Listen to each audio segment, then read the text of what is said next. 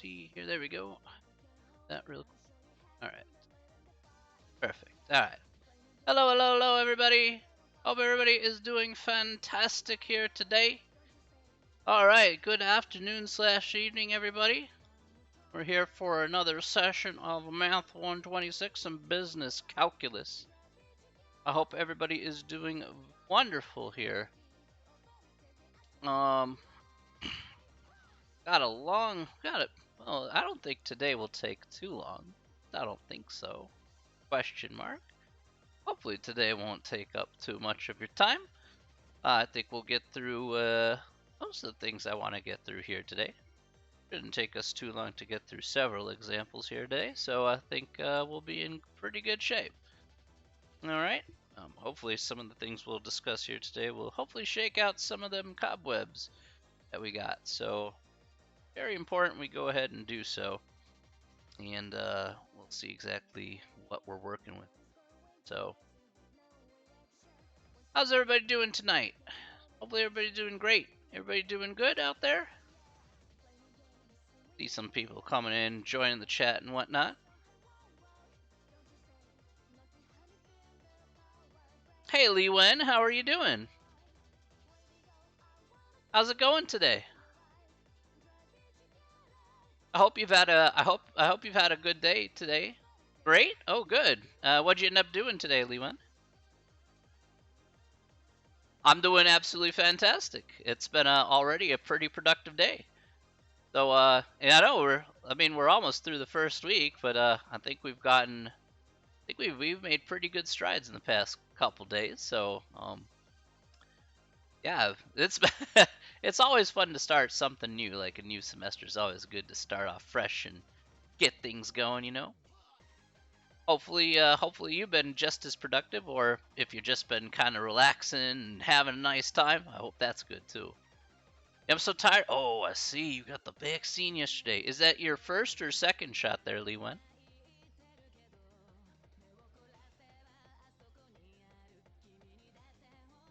Because I mean, the first one kind of made me slightly a bit dizzy. But the first one, okay, yeah. The second one is the one that really nailed me. Like I slept for like a good day and a half. Like the whole weekend, I was just pretty much just dead tired. So I was like, the second one I got, it was the Moderna one, and I was like, I had like a headache, I had a fever. Say take some, Tylenol or acetaminophen, and they're like, yeah, you're gonna sleep a lot, and I'm like, okay. Like it was like 12 hours after I got that shot, and just like it was like whomp. You got the Pfizer one, okay. I'm pretty sure that there's Pfizer and Moderna are pretty similar. Maybe the effects are pretty similar too. So I can't really attest to that, but it's like bam, here you go. Get fatigued, get nausea, bam.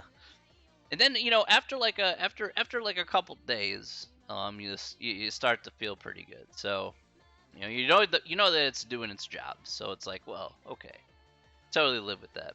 I got mine a few months ago, so I've had my vaccines for a while. I'm in good shape.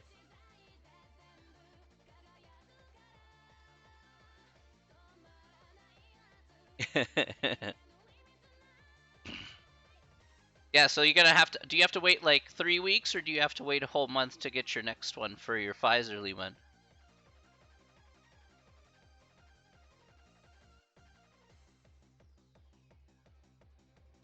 I know a few people who got the Johnson and Johnson one, but that's one's not as effective. 2 weeks, 2 weeks. Wow, it's a 2 week turnaround time for Pfizer. Wow, pretty short. I ain't gonna lie, I had to wait like a whole month to get mine, but wow, 2 weeks. That's a good turnaround time. Get that second one in. Hopefully you get that done on a weekend, so you can just if you get it done on if you get it done on a weekend, then you can spend the weekend just kind of resting it off.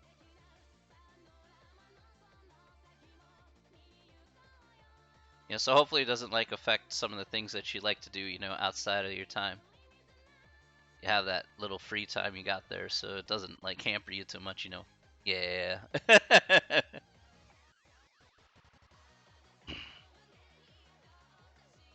Well, I promise you that this class is not the vex is not the virus. Okay, we are a COVID free zone here in Math 126. I promise you. Okay, I hope to be the vaccine for the vaccine's effects. Yeah, that's what I'm gonna hopefully be doing. That doesn't make any sense. We'll just kind of roll with it. I don't even know what I'm saying half the time. But I guess we'll just roll with it. I mean, vaccine's good. I'm saying I'm good for a good thing. I'm like, all right, fine. It's like double good. All right, fine. The logic is bad, but it works somehow. Oh my goodness. All right. All right.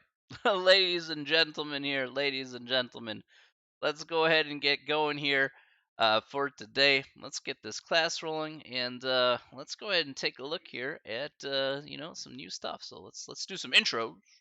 Yeah, some intros, and we'll go ahead and get going here.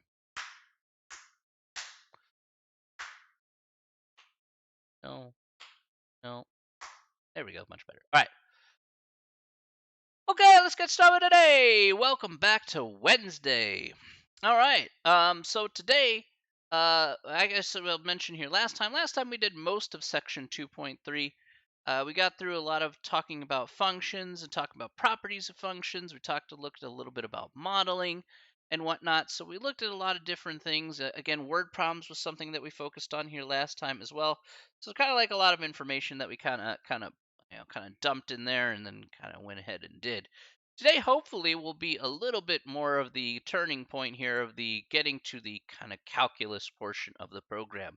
Now, we're not quite there just yet. We do have to set it up just a little bit, but at least the concepts we'll be talking about here today won't be too difficult. At least I don't feel that they'll be too difficult. I think hopefully this will go down a bit easier than what we talked about here yesterday. So that's what I'm aiming for here, to make it slightly a bit easier. I don't feel that these topics are too hard. Of course we'll go these in detail here, but I think we'll be talking about here today the end of section 2.3, talking about supply and demand and equilibrium price and things like that. And we'll also talk about limits. Okay, so limits going to be another big thing that we'll discuss here. Because if we talk about limits, then we talk about limits that'll lead us to talking about derivatives. Probably at the end of this particular chapter, and we'll be able to apply them to various different applications. So certainly some stuff here that is very important and we'll build off of over time. All right. In any case, let's go ahead and take a look here at the big board, and I need to get to there and do some examples here together. Alrighty, here we are. Okay, so we're going to start off here from number 6. Number 6 is what we didn't get a chance to go ahead and talk about here last time. So let's talk about number 6 here. So number 6 says, how do we find equilibrium price and quantity? So how do we find equilibrium price and quantity? So this is kind of like one of the first applications here that we're going to be talking about. Again, directly using a lot of things we discussed here last time. And again, there's going to be two types of equations we're going to look at. There's going to be d of x, which is the demand equation, and S of x, which is going to be the supply equation. So if we want to find the equilibrium price and quantity, what we specifically want to do here is go ahead and find out where both of these particular equations are going to be equal to each other. Okay, so oftentimes we have a demand graph, okay, and often we have a supply graph, and they're going to meet in the middle here somewhere. What's the most ideal supply, what's the most ideal price, and what's the most ideal quantity, so that way you're making and maximizing, say, the best profit possible. Okay, so Mexican, thank you for the follow, appreciate that. That is what we're going to be focusing on here. Now let's go to the book here, and I want to showcase a problem here. uh Hey Gemma, how are you doing? Human didn't get a notification. Oh, I'm not sure why. Usually it pushes notifications pretty easily. So that's kind of curious. But welcome, Gemma. you're always welcome. Okay. I'm gonna scroll that up here so I can. I got it. All right. So what we're going to do here is we're going to look at from 70 to 73 here. We'll take a look at how we'll take a look at maybe one or two of these problems here. Maybe we'll also look at one of these other word problems here as well. All right. So let's look at let's go ahead and take a look at let's look at 71. So it says for each pair of supply and demand equations here in these exercises where X represents the quantity demanded in units of 1,000, P units of the price of dollars, find the equilibrium quantity and equilibrium price. So here we have a supply, the supply, and then the first one is the supply, and then the second one here is demand according to the instructions of the problem. Yes, I did. Yes, I did. I just need to find time to talk with you on this. You and I need to talk. Yeah, yeah, yeah. I did see your DM there.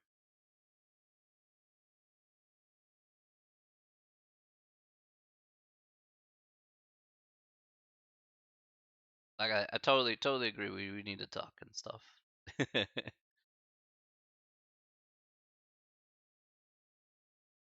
I did see your D, which I'm sad. I'm sad, but don't worry. You're on here. You know, you're in good company. I can promise you that. This I can definitely promise you.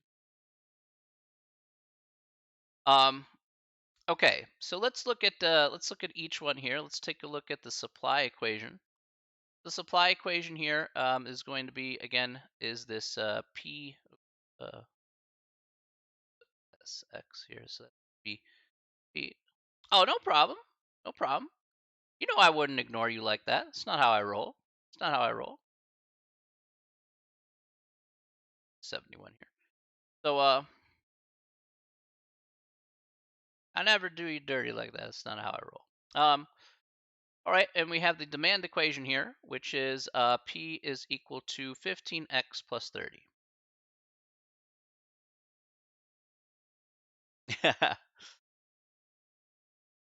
All right, so what we're going to do here is if we want to find the equilibrium price, we're going to set both of these equal to each other. Again, as you can see here, they're both equal to P. So we're going to have negative 2x squared plus 80, and that's going to be equal to 15x plus 30.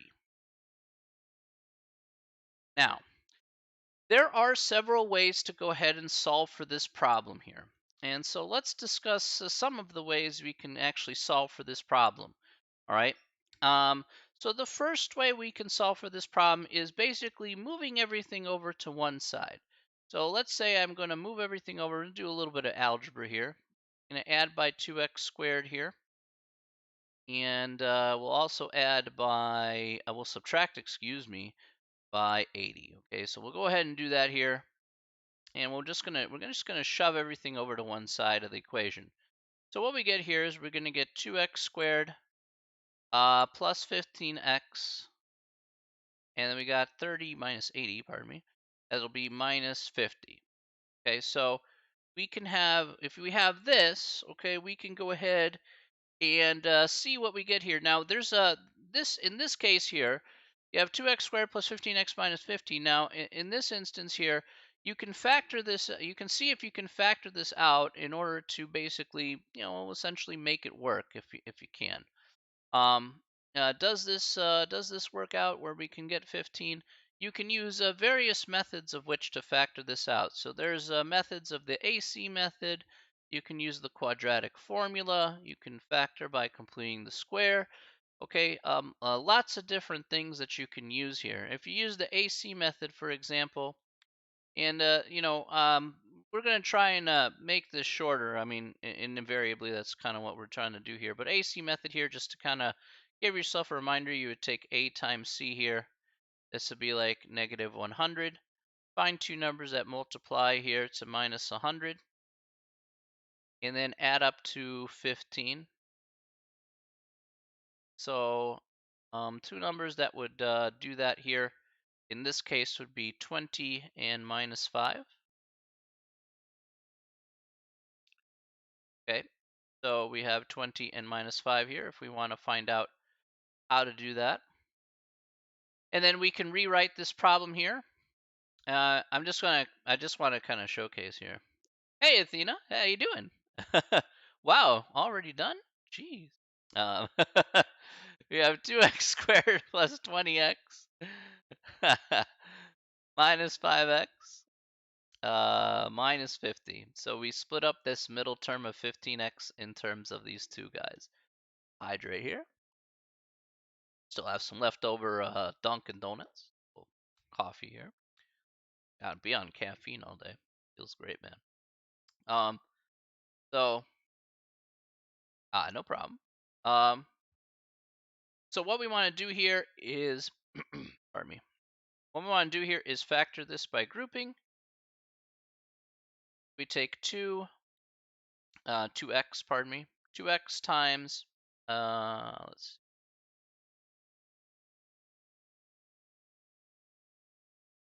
So this is going to be x plus 10. Here we can factor out a minus sign, get minus 5. That'll be x plus 10. And this equals 0. That's all well and good. Alrighty. And then we go ahead and factor one more time with this being the big group. You're probably saying, wow, you're going through a lot of steps. I said, yeah, this is just a method. Okay, this is not the method. This is a method to factor. Okay, there's multiple ways to factor. I want to show you a couple ways to kind of approach these problems. So you're going to get two answers here for x. So you have 2x minus 5 is equal to 0. It's a zero product property here. X plus 10 is equal to 0. That's fine. Now, if you do this out here, you're going to end up with two answers for x here. And we'll talk about exactly what they mean here. Just need a little more space here. All right. So we have, we can add 5 to both sides, divide by 2, those sort of things. Okay. We have 2x is equal to 5, so x is equal to 5 halves. Now 5 halves as a decimal here will be 2.5. That's perfectly fine here. All right, and then here we have x is equal to minus 10. We get two answers here. We get x is equal to negative 10, and x is equal to 2.5. Now, I want to point out one important thing about these answers here. There are two things to keep in mind. Remember what x represents. X represents essentially, at the end of the day, the number of units, okay? So in this case, in the terms of thousands. So if we take a look at both of these numbers here, let's at least answer this question here. If we take a look at 2.5 and minus 10, which one of these numbers is much more realistic than the other? Which one of these numbers here is much more realistic than the other?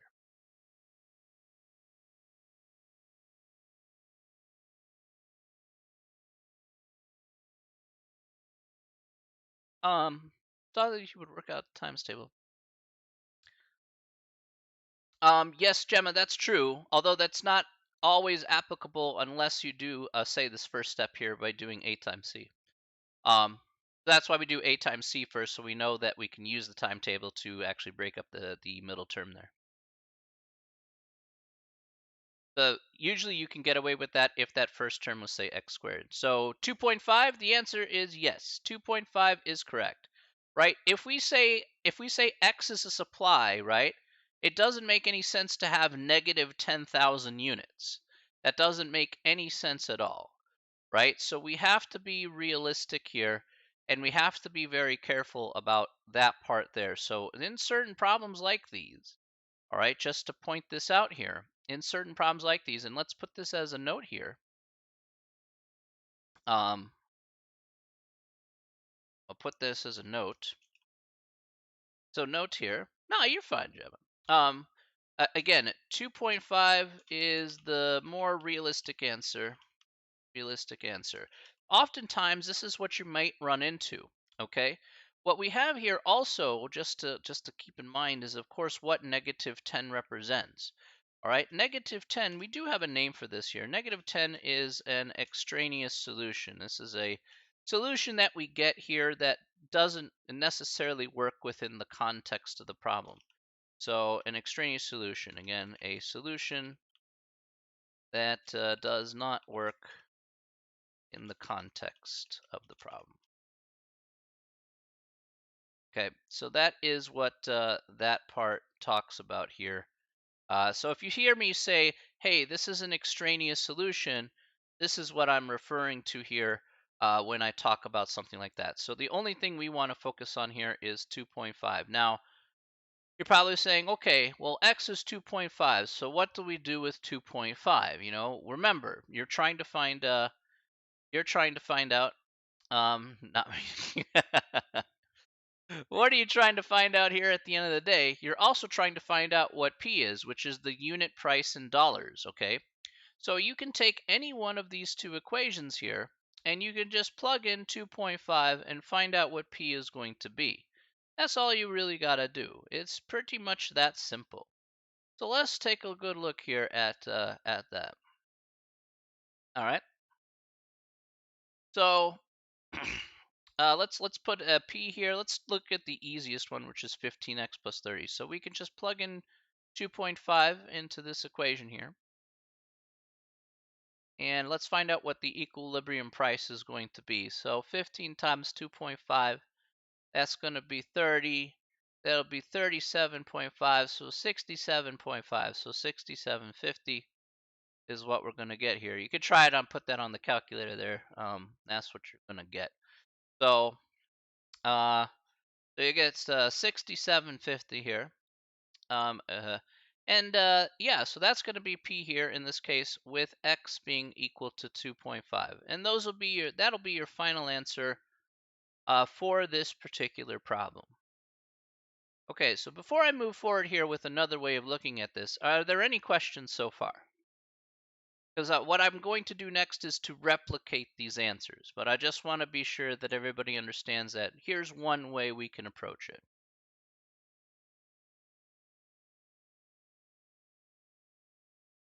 Any questions? Again, if you have a question, type out the question in the chat. If you don't have any questions, please type no in the chat.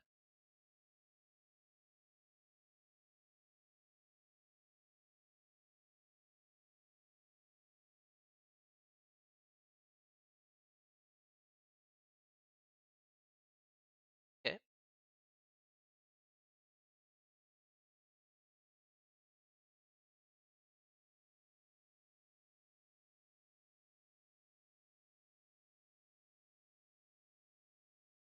All right. Good stuff. All right. So let's go ahead and see how we can replicate this in our problem. Okay. Let's see how we can. We know what our two answers are. Okay. So how do I replicate that here in maybe an easier fashion? You're probably saying, you know what, Professor Chivs, this is a pretty long process just to get to two answers. Like, man, that's kind of a pain. All right. I'd be like, what's a nicer way to possibly do this without having to do a whole ton of work? I'm like, okay, that's fair. Now, it's important to know how to factor. Now, the reason why I showed this off is because there will be applications where we will need to factor here, such as for limits and whatnot. So I'm going to point out this out here. It's not going to be like, oh, you never use factoring. No, there's definitely applications where you apply factoring, okay, 100%. All right. But let's go to the calculator here, and we're going to actually take a look here on how we can use the calculator to figure out how we can get these same two answers to pop up. Now, this is where a graphing calculator is especially helpful because you can only do this with a graphing calculator. Now, what we do know is that we do have our supply and demand equations. So what we're going to do here is on the graphing calculator, we're going to go hit the y equals menu here. We're going to enter in both of these equations into our y equals guy. So our first equation here being 2x squared plus 80. And then our second one here is going to be 15x plus 30. All right, so we have both of those guys here. Now we're going to go ahead and graph these. All right, so let's go ahead and put it on a graph. All right, so here we see two lines, which is, again, you see one in blue and one in red. Let's go ahead and make it fit here. See if we can make it fit. There we are. Okay, So now we can see the graph a little bit better. So if you don't see a good graph, just go ahead and zoom out and whatnot, and you should be fine. Now, the most important part here is that we have a supply graph, we have a demand graph, okay? So with our supply here, our supply is going to be in blue, and our demand graph here is in red. Now notice that they intersect here at a certain point. That point should be exactly what we just found here at 2.5 and 67.5. That's what this point should represent, this intersection right here.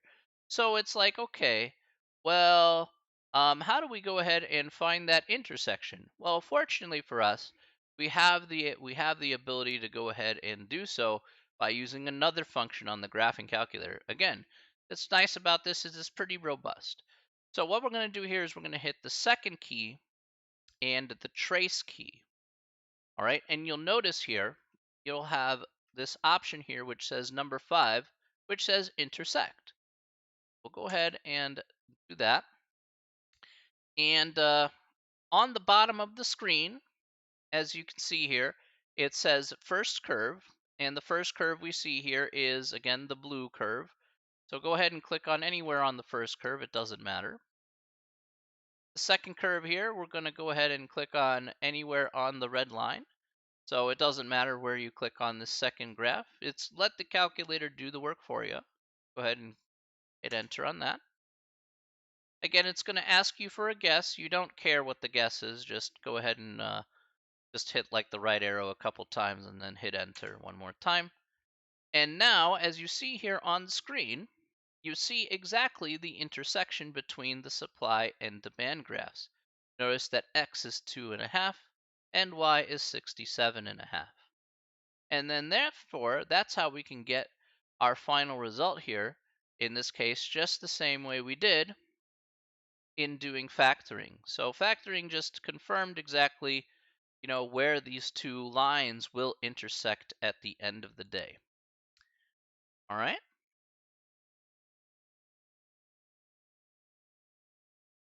Are there any questions about the calculator there? Do you want me to show you another example of that using the calculator?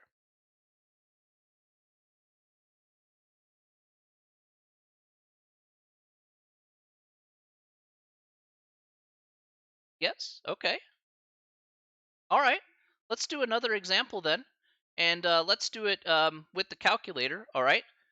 This time, if you have your calculator out, why don't you guys follow me this time? And then that way we can make sure that everybody here is on the same page. Okay, this time Retro Nick, I'll go a little bit slower. Okay, since it's a lot of steps, we'll go a little bit slower here. We're gonna still find the same answer. We're gonna find the answer here, although I'll do a different problem, of course, and then you'll be able to write those steps down. So let's go ahead. I'll quit out of here for just a moment. All right, so the next problem I'm going to do here then, since we want another example here, let's go ahead and do, I'm going to move this over to the right here. Okay. Okay. Let's go ahead and do number 75. So let's go ahead and read off number 75 here, and then we'll go ahead and do this together. All right. So it says the management of Titan Tire Company has determined that the weekly demand and supply functions for their Super Titan tires are given by these two equations. So with this, the first one is the demand equation, second one is the supply equation, respectively. All right. Where P is measured in dollars and X is measured in units of 1,000. Find the equilibrium quantity in price. Okay, now as we can see here, we have our two equations here. So the first thing that we're going to do, actually, let me be sure that everybody has their calculator out. Well, go with this. Type done in the chat if you have your calculator out. Make sure you have your graphing calculator out.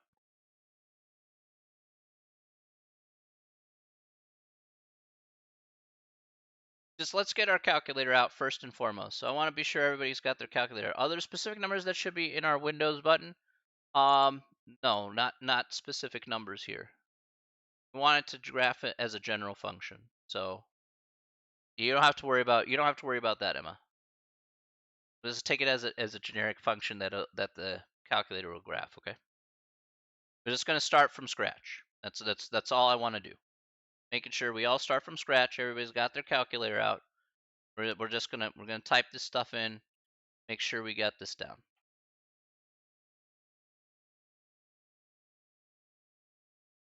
Okay. All right. So if we have our calculators out, what we're gonna do first is I would like you to. Okay. All right. Good. Everybody's got that. Okay. Good. Got that done. All right. I want everybody to go ahead and hit the y equals key. All right. So from the main screen, hit the y equals key here. All right. I'm going to go ahead and clear this stuff out. That was from the previous problem. Okay. Now in the first equation here, you see it says y1. You may have an older calculator, so it may be you may not see the other fancy colors here, but that's okay. We're going to be no matter if it's older or new calculator, we're going to be doing the same thing regardless. What we're going to put here first is the very first equation you see here for p, which is 144 minus x squared. So let's enter that in for y1.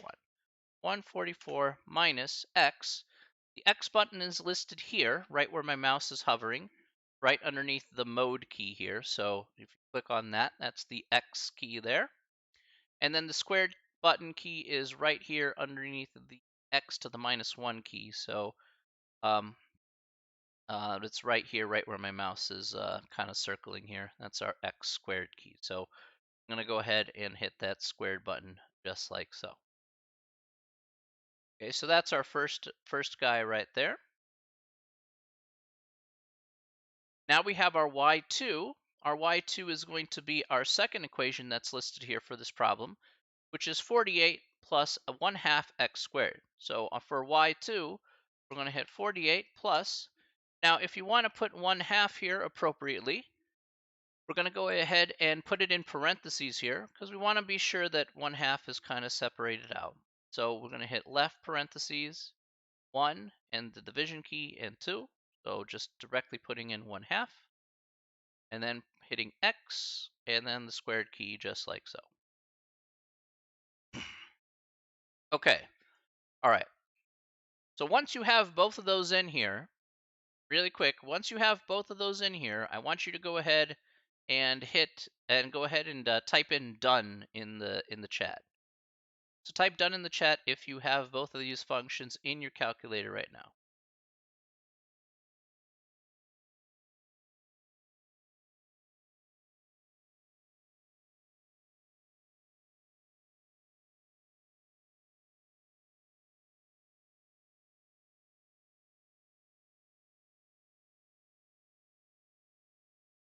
Want to be sure everybody's on this same page here when it comes to doing calculator stuff. They're just going to go really slow, all right? And I want it to be like, wow, this is going a million miles an hour. I kind of felt I was going a little bit fast, so I think it's important. Done, okay.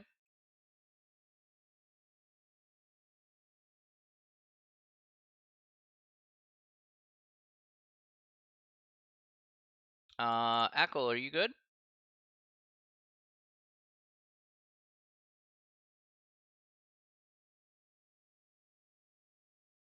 Sure, everybody's all right, done? Okay, perfect. Okay. So what I want to do next here, what I would like you to do next here is let's let the calculator do its work. Okay. So I just want you to go ahead and hit the graph key. Let it do its thing. All right. So let's hit the graph key here. It's going to do its thing. Now your graph may not look like what my graph looks like here. Okay. And that's perfectly fine. What we're going to do here instead is if your graph doesn't show up the same way it does on my screen, I want you to go ahead and hit the zoom key here. So the zoom key here, hit the zoom key. And there's a lot of different types of zoom that we can use here for the graph. The one that we want to specifically use here is going to be number 0 here, the number 0 option, which says zoom fit. Okay, so you want to kind of scroll down to that guy there, zoom fit, and the zoom will automatically change on the graph to fit the curve there a little bit more appropriately than just seeing like just a couple lines. So go to zoom fit here, and there you go. It will show a much better much better perspective of the graph here. So it may look like this, it may look like what I had at the beginning, whatever the case may be, but it shows a much more appropriate fit for the calculator. Your calculator keeps saying error dim mismatch, a dimensional mismatch here. Why would it say dimensional mismatch here?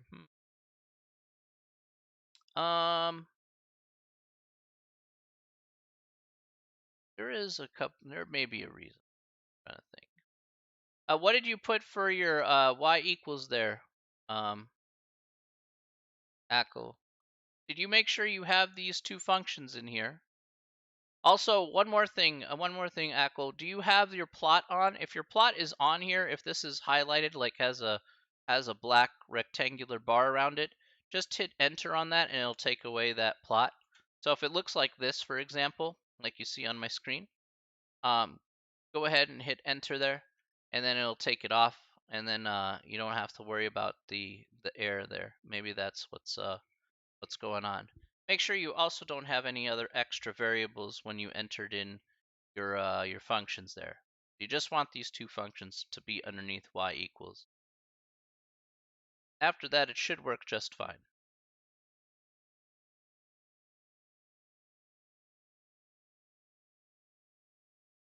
My calculator says it will only graph one of the functions.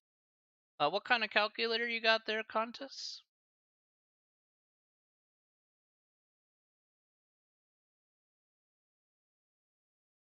I should say Contis. You have a graph, you have the 8384, right? It'll only graph one of the functions. It's kind of weird. Yeah, that should be graphing both of them. Okay. Let's go back here for just a moment. Again, what you should have here specifically is you see these equal signs here, okay?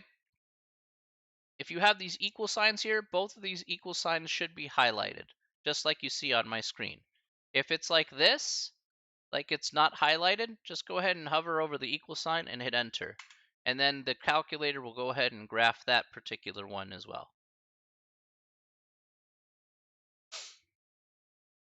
So I'm just making sure that we have it not only incorrectly here, but everything is highlighted and whatnot. If worse comes to worse, I have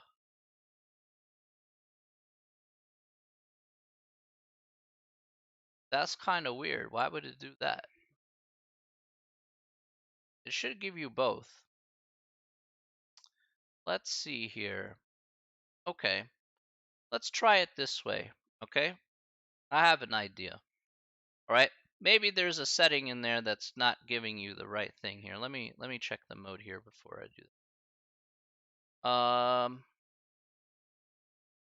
that. Make sure that if you go to your settings here for your mode, make sure it's set to what you see here on the screen. I know this is like a thing here, but make sure it's underneath normal instead of scientific or English here. Make sure it's on float and function. Okay. So make sure that the mode settings are set just like what you see here on the screen. Now my graph shows up, but there are no lines on it. Okay, well that's fine. You're in good shape. So you just want to hit the zoom key here. So hit zoom, and then go to number 0 here, which says zoom fit. Okay. So hit the zoom key and go to 0, which is zoom fit, and then hit enter.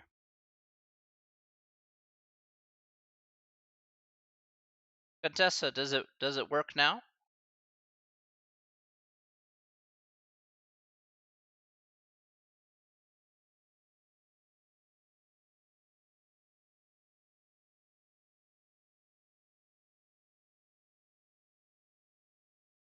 Let's be sure that everybody, again, I just want to be sure everybody's on the same page. When the first do the calculator stuff, I know it takes a little time. So just I'm going to be patient with you guys because I know that calculator is not always going to be the easiest thing to use.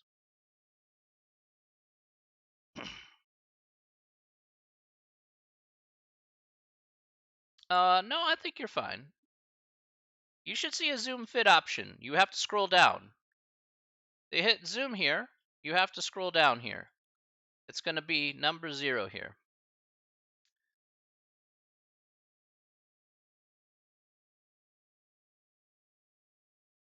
What should the correct settings be when you press a second window? Okay. For second window, this should be the correct settings, like just like so. You should have 0 for your table start, 1 for your thing, and auto.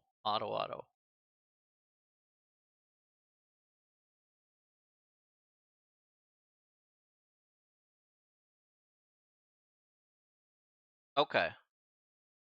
Okay, you got it? Okay, good. All right, Contessa, I think I know how to help you here. All right, I have a plan. I always got a plan because, yeah, I know what to do. I know what to do. All right, Contessa, let's follow my instructions here, okay? What I would like you to do here is I want you to hit the second key, and I want you to hit the plus key here. Can you do that? Second key and the plus key. Let me know just let me know once you're in that menu there.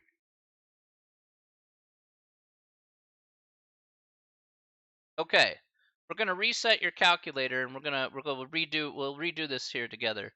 So I want you to go down to number 7, which says reset. Hit enter. All right.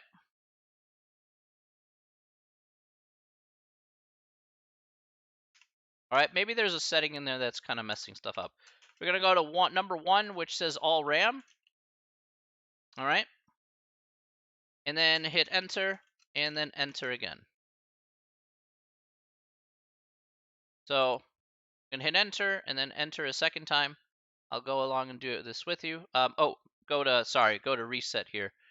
Sorry, you want to go to number 2 here. I always think that's the first option. That's my fault. I'm sorry.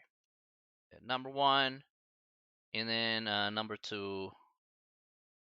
I always forget that this is actually 2 is reset there. Okay. And we'll go ahead and hit enter on this here. All right, and then this is the screen you should see here, Contessa. Let me know once you got to this screen here. It says RAM cleared and whatnot. Sorry about that. That's on me.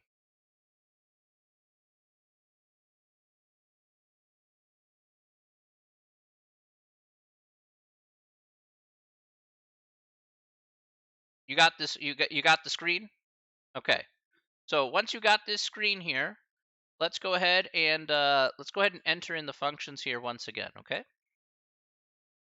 So let's try it one more go around. Okay.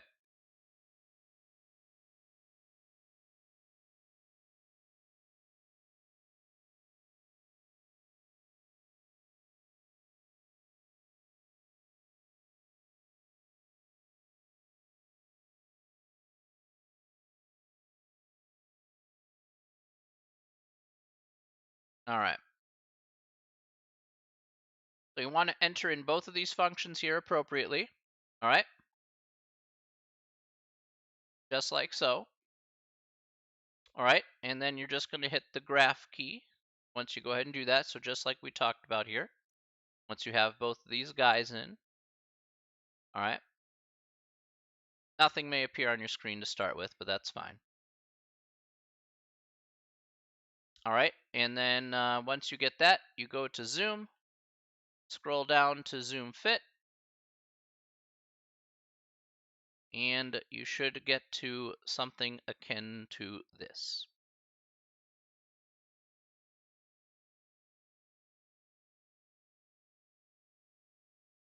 Let me know once you've reached here, and then we'll proceed moving forward. All right, perfect. Okay. All right. Excellent. Excellent, excellent. All right. Now everybody's on the same page here. Good stuff. All right.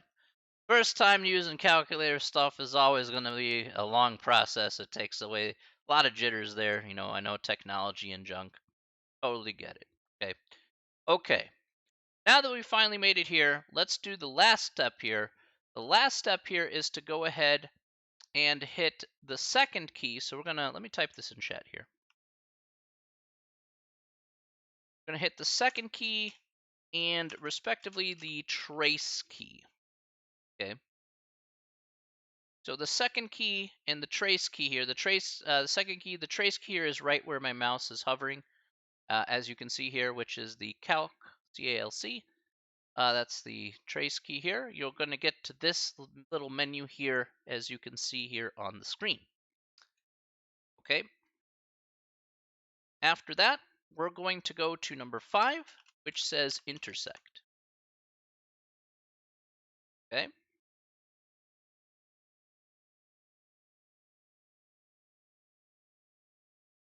Let's scroll down to intersect and hit enter. Okay. So this is what we have here so far. All right. Now everybody here, if you've done this correctly, all you should see is the graph here. And on the bottom of the screen, you should see the words first curve and then X and Y down here. So hopefully everybody has that. I want to be sure before we do anything else, let's make sure that everybody is at this stage here. So go ahead and type done in the chat, making sure that everybody is here before we move forward.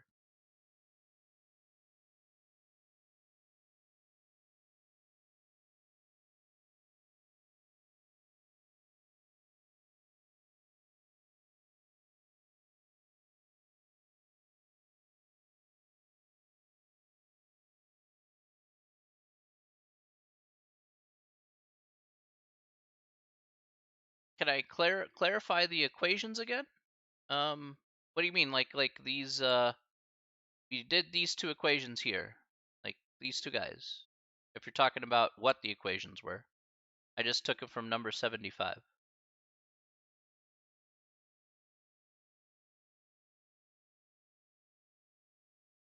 If that's if just a little confused, unless you were talking about yeah. So they're from here, 144 minus x squared and 48 plus 1/2 x squared. So that's what we should have there, Emma. If that was your question. Otherwise, let me just clarify for me if I didn't. So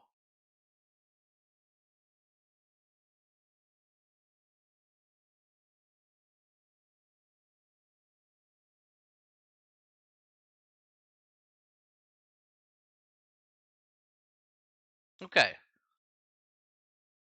So okay, so it says first curve here. I want you to go ahead and hit enter. You'll see a little cursor at the very top there. You can hit right or left; it doesn't really matter. Just hit enter. That'll be the first curve there, that first parabola.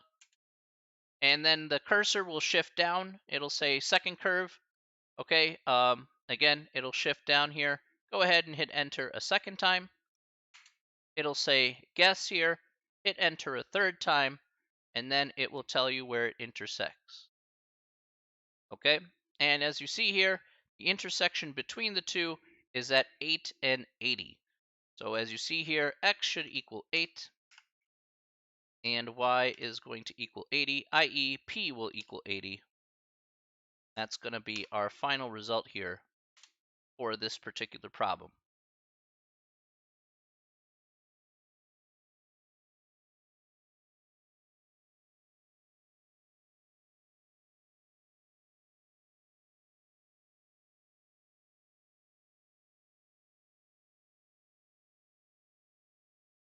All right, so hit second and trace.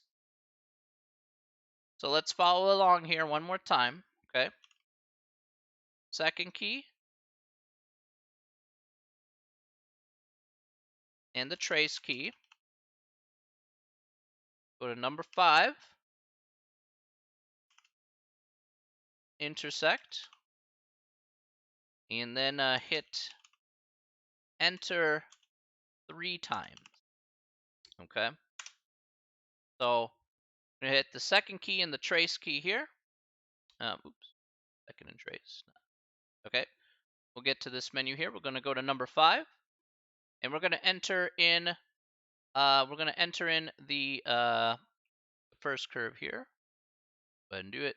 Enter, enter, and enter. We'll hit enter 3 times, and then we get the intersection here of the two curves right there.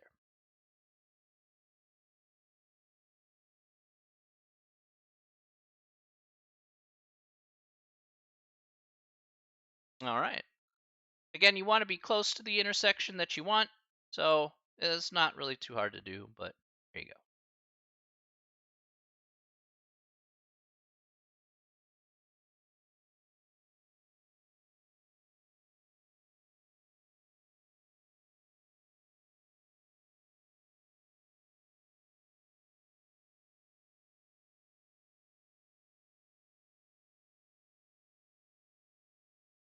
All right. Any questions about that? Hopefully you got a chance to write that down. We went over this slowly here, but hopefully at a nice pace where again everybody was able to pick up with the calculator stuff. So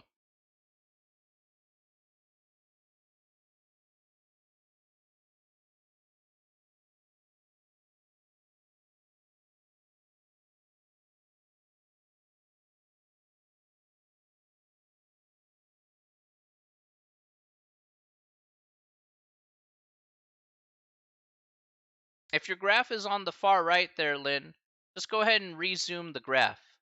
So you have the two graphs there in your calculator. Just hit zoom and go down to zoom fit again, and then that'll recenter your graph again. So you can recenter your graph and then try the same steps again after that. So you should see the two graphs on there, Lynn, and then you hit the second key, the trace key, and then the intersect, and hit enter 3 times. So if you need to recenter your graph, then that's fine. If it didn't stay on the right side, then that's fine. Then maybe the window needed to move to the right, because older calculators can only have a limited window. So to be fair, it's maybe not on you. It's just maybe like the window to your calculator couldn't fit the wide berth of the graph, which is fine. That can happen. And then it'll still show you the correct answer here of 8 and 80. So this is true like on older calculators. It has a limited window space for whatever reason. It doesn't like make adjustments. So I started off with where my graph is, and it changed to the right out of nowhere. Did it give you the correct answer? Let me just ask it that way. Did it give you the correct answer there, Lynn?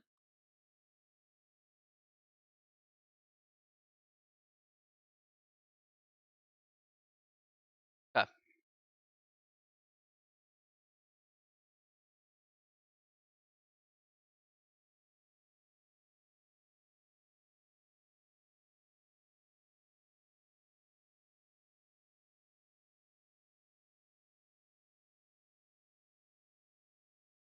Let's be sure that you get the right answer there, and you should be all right.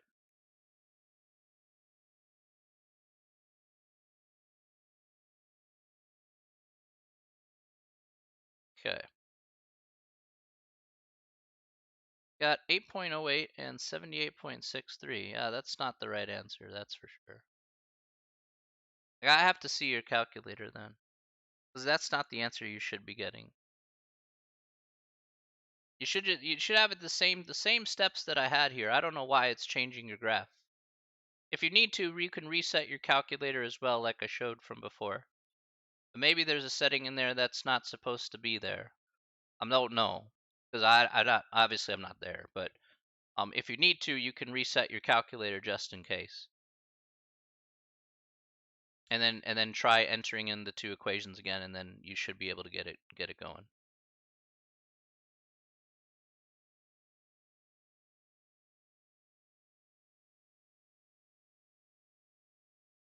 If that works for you, then that's what we can run with. So okay, we can talk after class as well, so we can get that going. Okay. Um. Okay, let's move on here to the next part. Talk about a few other things here today. Righty. That's not what I want to talk about here. Here we go. Okay, let's go ahead and talk about the next part here. Okay, so the next part here we're going to talk about is we're going to talk about the next section here, which is talking about limits. Okay, so limits is the next thing we're going to refer to here. In order for us to go ahead and talk about derivatives and whatnot and the calculus stuff here, first thing we need to discuss here is a limit. So what is a limit here? Well, here's the formal definition of a limit. So the function f has the limit L as x approaches a, and it's written as this. So we write it as this. We say the limit as x approaches a with that x with that arrow to a of f of x is equal to L if the value f of x can be made as close to the number L as we please by taking x sufficiently close to but not equal to a. So essentially, here's the trick, and I put a little trick here as a kind of a little metaphor for these type of problems here for limits. Think of it as taking a road toward a city. So it's not at the city, it's like, okay, the limit here is, well, what city am I going toward? Okay. Well, what about if I'm heading toward a city from two sides, maybe there's a highway going this way, maybe there's a highway going this way. What city am I going towards? It says, let's say Chicago's a bad example because the Quake's here, but let's say I'm heading toward Indianapolis, right? And if I come from the west and I come from the east, I'm heading toward Indianapolis from both directions. That means my limit here would be Indianapolis. So it's like taking the road here, but it's not at Indianapolis, not in Indianapolis. It's like taking it approach from both sides. And then that's how we can go ahead and sufficiently find a limit for a particular function. In practicality, with actual numbers sort of stuff, let's take a look at an example here and how we can actually just look at it from a logical perspective. So I'm going to go ahead and it's over.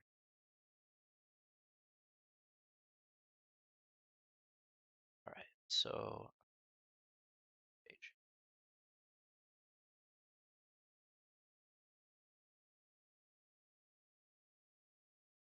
Okay, let's take a look here at page 150.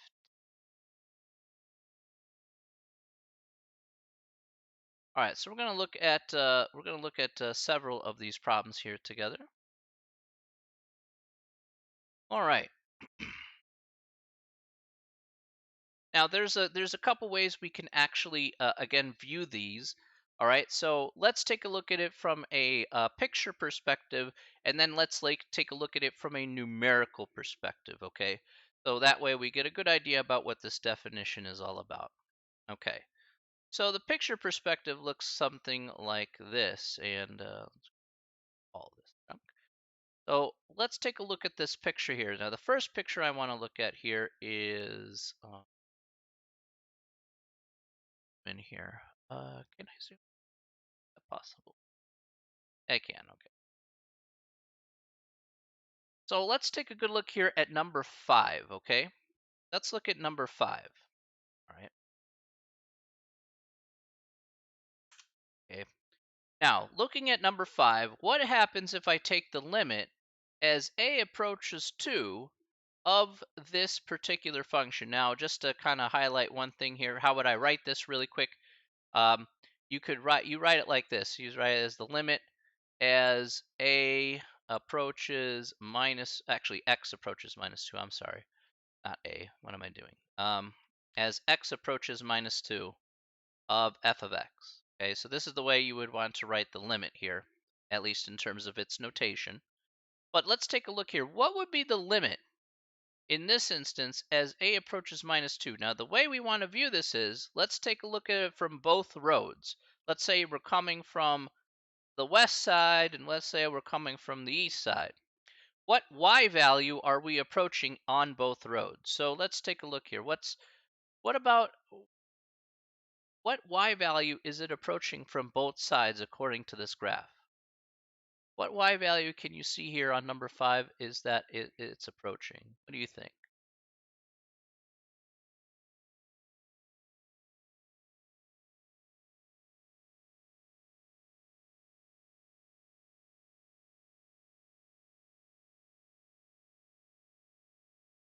3, right? Yeah, yeah, yeah. Good, good, good. Okay, that's correct. The answer is definitely 3. All right? So coming from the left, it approaches 3, y is equal to 3. Coming from the right here, it says y is equal to 3.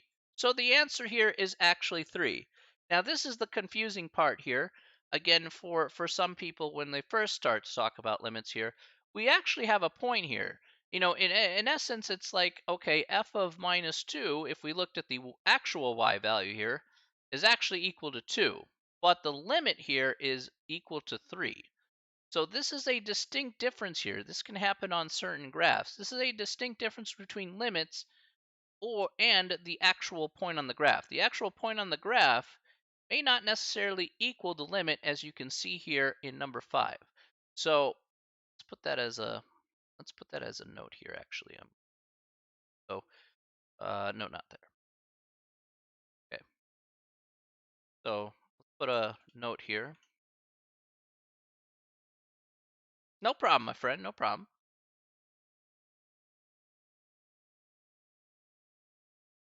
The actual point on the graph does not necessarily equal the limit of the function at that particular value.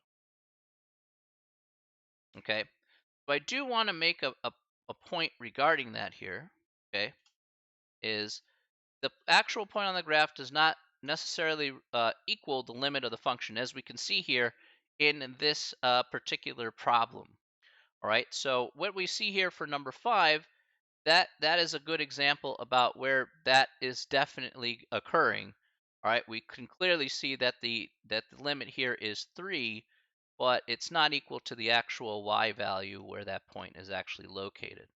So again, one of those things that certainly you have to keep in mind. Okay, so we definitely have that. Now let's look at one more here, and then we'll look at the numerical example here as well. Let's take a look at number 7, which is right here. All right, so taking a look at number 7 here, what would number 7 be then? Look at number 7. What's the limit in this case as x approaches minus 2 of this function?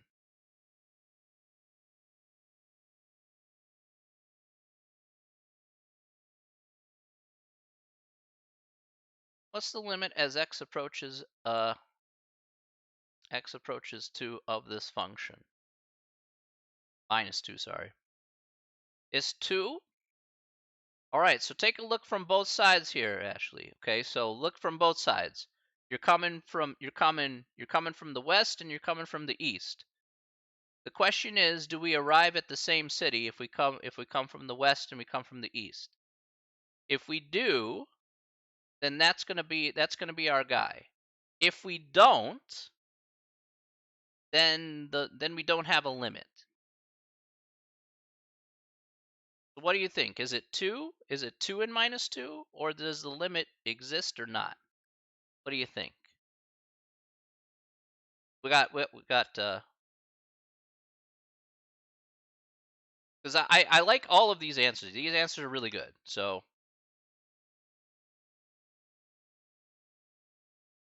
we got 2 minus 2 or does not exist.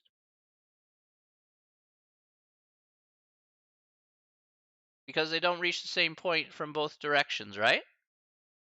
Okay. Yeah, exactly. So Ashley, you're correct. If I were to say from one direction, I would say, hey, it is 2. It'd be like if I'm coming from the west and it'd be like, oh man, I'm reaching the number 2. I'm reaching city 2. Like, okay, great. If I'm coming from the east, I'm reaching city minus 1 or minus 2. It'd be like, okay, great. But they're two different cities. I'm not reaching the same destination. So in this case here, the answer actually is indeed it does not exist. So that is the answer here. All right.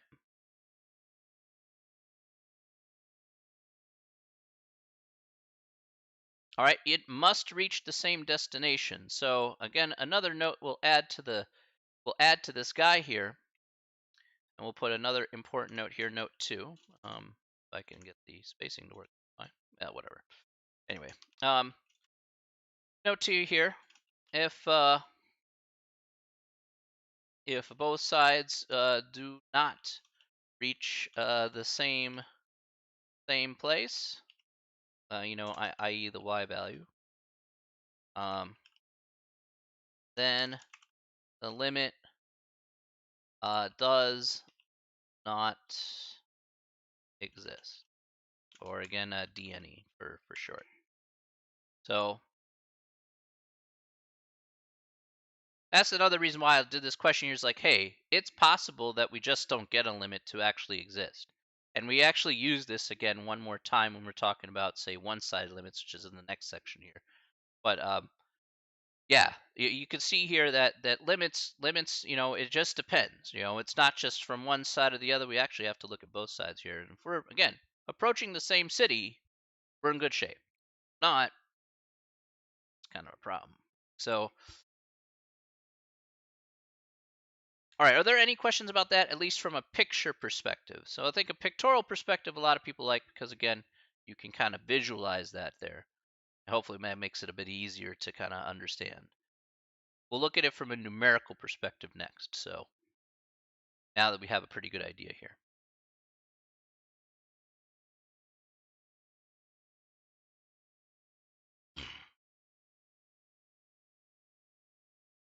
No? Okay. Now that we have this from a pictorial perspective, how does it look from a numerical perspective? Well, we're going to think in the same context that we just talked about here.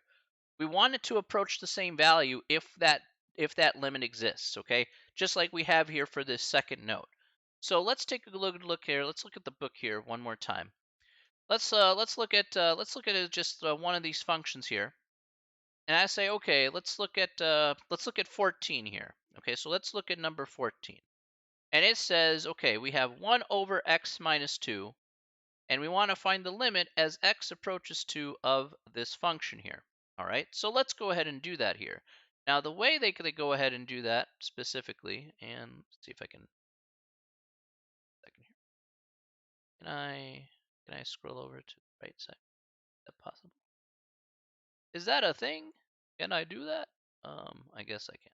Okay, I'll go ahead and write it down then on the paint tool. Okay, so let's write this down on the paint tool. We'll do it. All right, so we'll have the limit here as x approaches 2 of 1 over x minus 2. And again, the way they do this out here to figure out what this limit is, notice what they do here in the problem. Specifically, they write in numbers in and around 2. So they don't write the actual number 2 here, but numbers that are very close to 2. Okay? So we use numerically, we can use numbers that are very close to 2. So that's why you see here 1.9, 1.99, 1.999, and 2.001 or 2.01 or 2.1. All these values here, again, very close to 2. And if we see a general trend about where that's heading to, then we can make a conclusion about what that limit is going to be. Okay, so let's write in that little table there, all right, for this particular problem. I'm going to leave it just like so. So we're going to write 1.9, and then, we'll write in the values here for 1.99 and 1.999 here. I'll show you a nice little quick way to do this on the calculator, because you'll have to enter in these values here in for x in these cases. So, because you have to figure out the y value for each of these. That's essentially what they're asking you. So,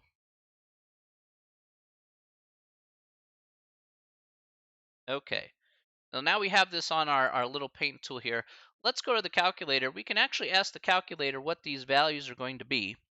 All right, and let's go ahead and showcase exactly how this is going to work. All right, so let's go ahead, go back to our calculator here.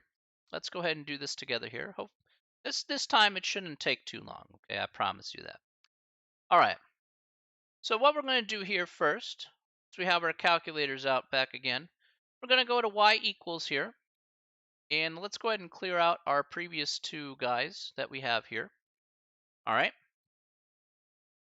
And we're going to go ahead and enter in the function that we have here, which is 1 over x minus 2. Now, be very careful about this, okay? Again, the calculator is very finicky about how you enter things in. So be sure that when you enter in 1 over x minus 2, we're going to do 1 divided by, and in parentheses, you're going to put x minus 2, okay, in parentheses. So it should look just like this. If you do forget the parentheses there, unfortunately, the calculator is going to do 1 divided by x and then subtract that value by 2, and that's not what you want. So just be sure you need to have those parentheses there for x minus 2 in order to do this appropriately. Before we move forward here, just type in done in the chat once you have this done, once you have this set and ready to go.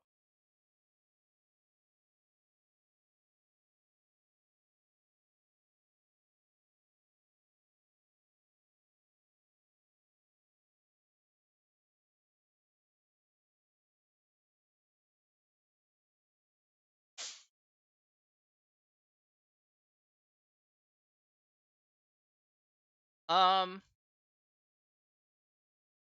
yeah, I think you could do that. I make double extra sure though, because again, you don't want to like guess and check necessarily, Elizabeth. If it works, then fine.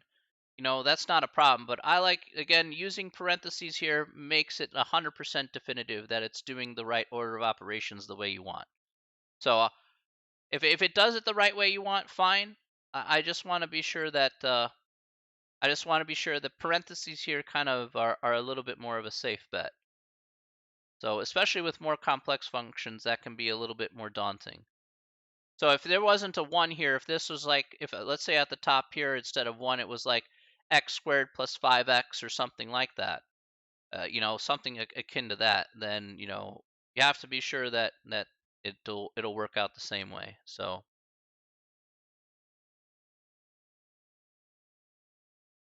I'll just try to be as consistent as possible across the board.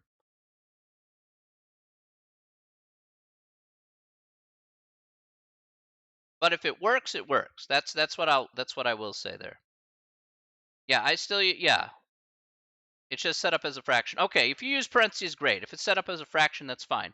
Yeah, you don't have to worry about it if it's like a fraction. You don't have to like add the, like, you don't need this necessarily. You don't need that. You can just set it up. If you set it up without this, the calculator will do that in its stead. You'll be fine in that regard. So because you set it up with the proper order of operations.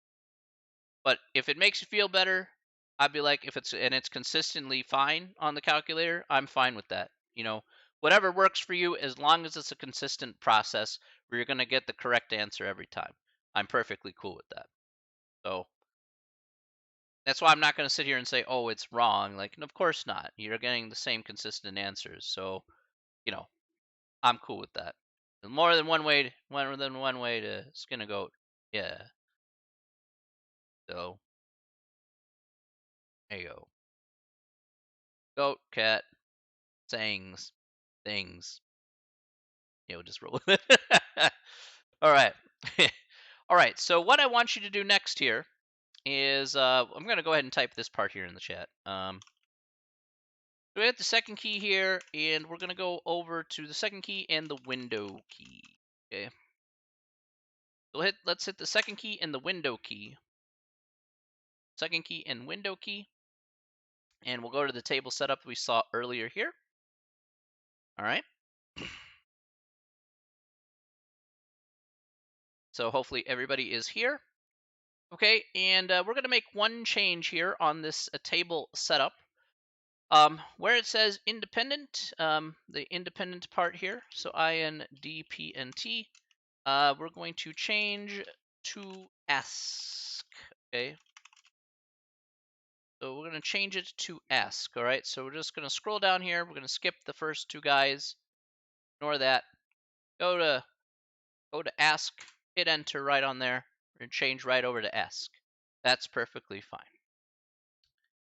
Okay. Now, once you have that done, what I would like you to do next is something that I like to do really often on the calculator. to be sure that I don't actually have bad button presses. I know it's kind of an asinine thing to do at times, but just to be sure that we're doing it correctly one step at a time, we're just going to hit the second key and the mode key. That's going to quit us to the main screen here. I like to do this personally because, again, since the calculator is very finicky about how you enter in stuff, we don't want to mess up two button presses at the same time. So I always like to quit to the main screen here, so that way it's like, okay, I have my stuff entered. Now I can move on to kind of the next step here. All right. Now let's talk about the next part here. And I'll enter this in chat once again. Next, we're going to hit the second key and the graph key. Okay. That'll take us to our table here. Second key and the graph key. There we go. Just like so. And what you should see here on the screen is exactly what I have on my screen. You should see a blank table, just like so. If you have a blank table, perfect. That is exactly what you're looking for. Okay? If you don't have a blank table, that's fine. We can always overwrite stuff. So, but blank table is usually what you're looking for there. No problem. Let's be sure that everybody is here on this screen. Type in done in the chat if you are here on this screen.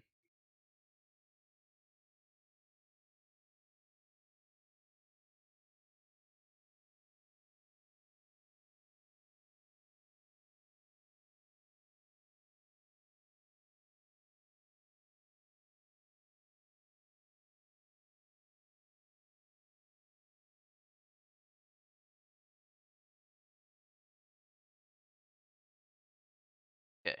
Just want to be sure everybody's on the same page. All right. Now here's the nice part about putting in like this independent and stuff like that.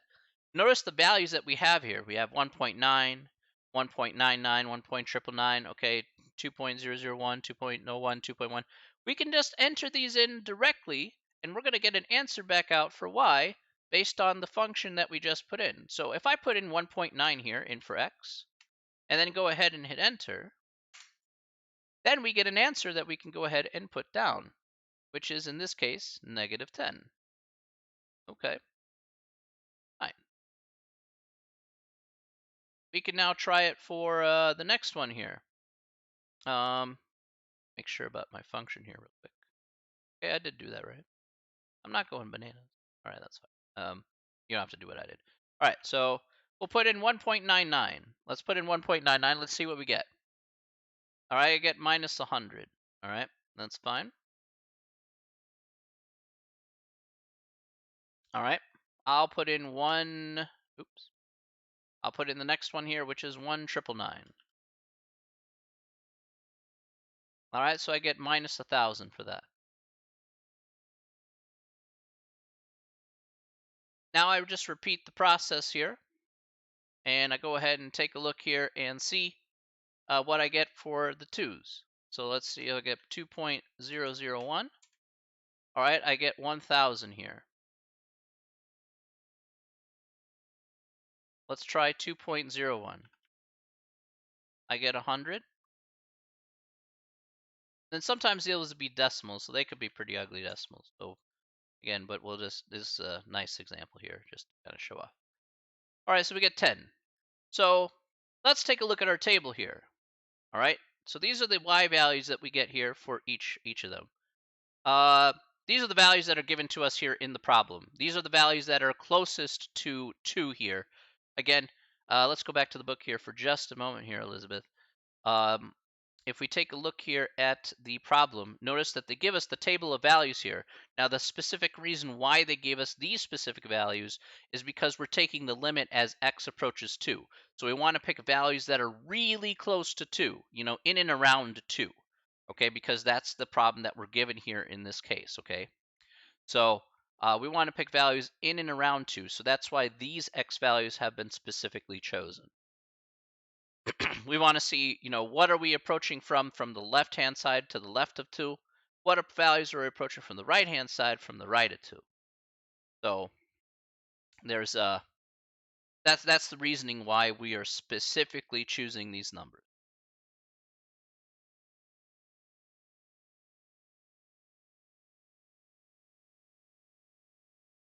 Okay, now that we have that down, let's take a look here. What is our limit according to our table here? What's our limit as we approach 2? What's our limit according to the table that we have here that we've just found out via the calculator?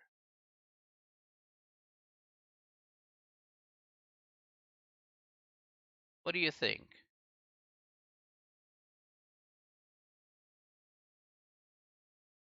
What's our limit here?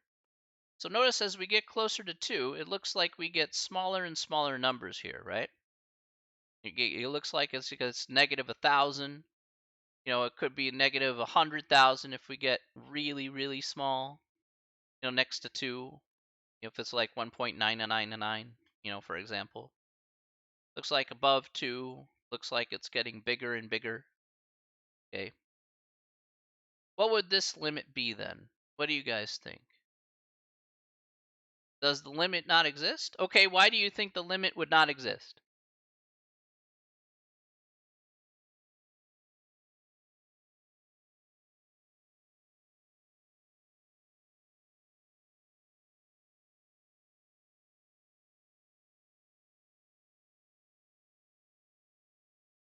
Okay, very good. That's right. Right? Two different approach. They approach two different things, right? Yeah. Exactly. That's exactly right. They approach two different values, right? They're two different. They're going off in two different directions, right? Exactly, Lee Wen. They're different directions, two different values, two different things. And as we just talked about here, two different guys is not a good, not bueno for us. It's que no bueno. So this does not exist. All right. This does not exist. All right, so we found out that it's like minus infinity in one direction, it's like positive infinity in another direction, and that doesn't really jive with what our definition of a derivative is. Just to let you know here, if you want to, let's go back to our calculator here.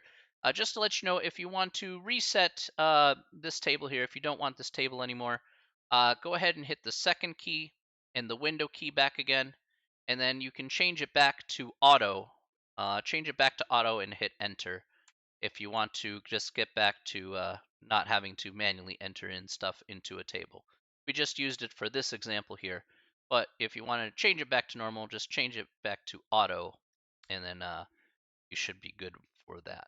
And then you can see a table here's for that. So, okay. All right. Any questions about that? Those two examples there. Hopefully that made it a little bit easier. So,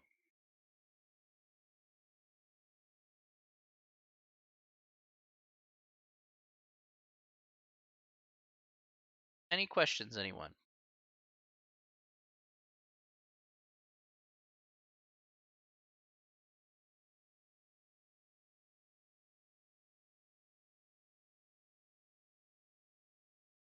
Give you some time to kind of write that stuff down.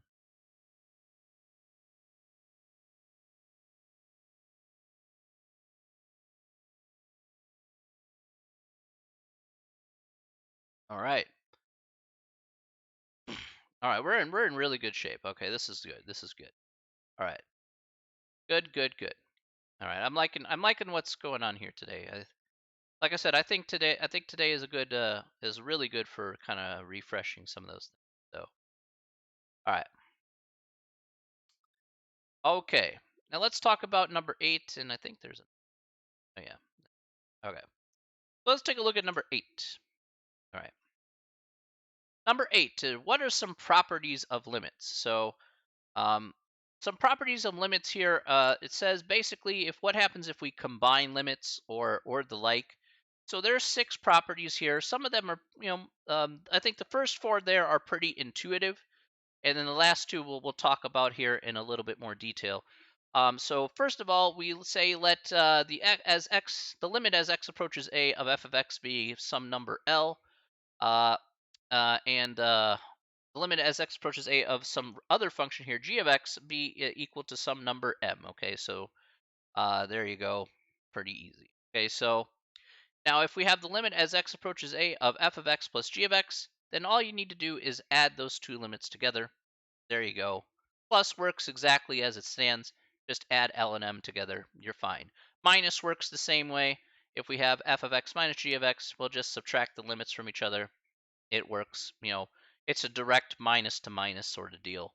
Easy peasy. Same with multiplication. Multiplication works exactly the same. F of x times g of x is take the limit L, multiply it by m. You're fine there. Okay, and division, of course, works exactly the same way. So it's very intuitive because it's just exactly plus minus times divide. Only you just use L. You just do the little substitution there.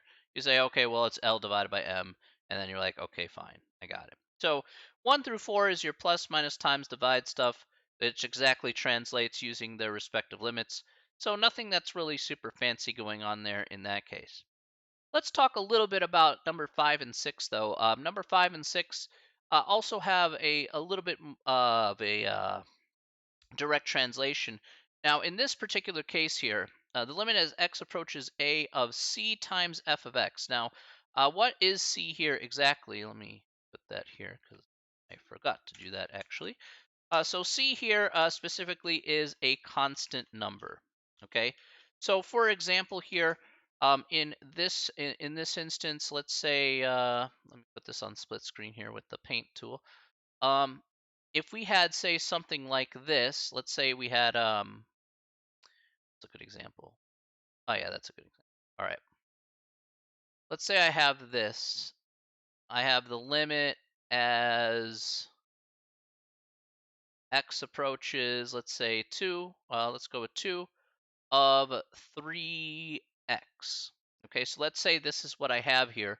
The limit as x approaches 2 of 3x. This 3 is a constant. So essentially you can bring this outside if you want to. You'll have the limit you'll have 3 times the limit as x approaches 2 of x. So you can actually just bring that 3 outside, that constant. It doesn't have, it only plays an effect of just multiplying it by the actual limit here. In this case, this would be like 3 times 2, and you get 6. So again, you can just treat constants as they're kind of there. You slap it on at the end and then multiply by whatever the limit is of that function, and you should be good to go. The last one here deals with powers. So if I have f of x here and I have it raised to some power here, I can just take the limit of the function here and then raise it to the respective power on the outside. So let's take a look at another one here.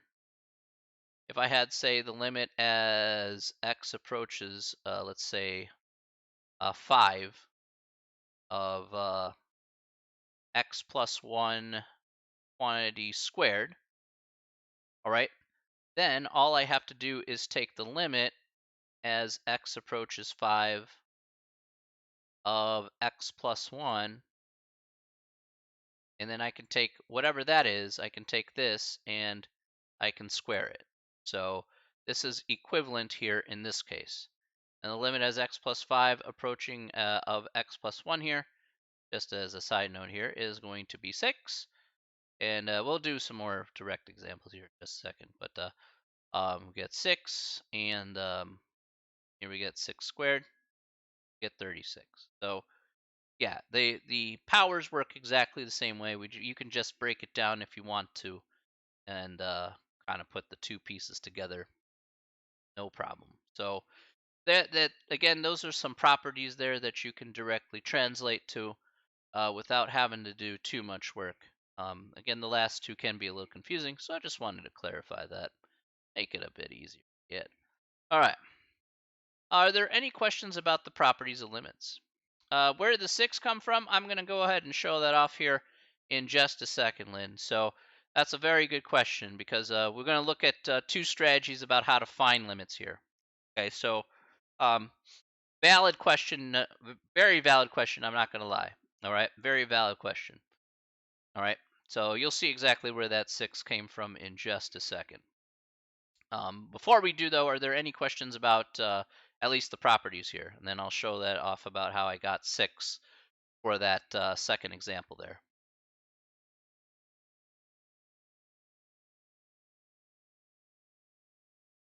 No, okay.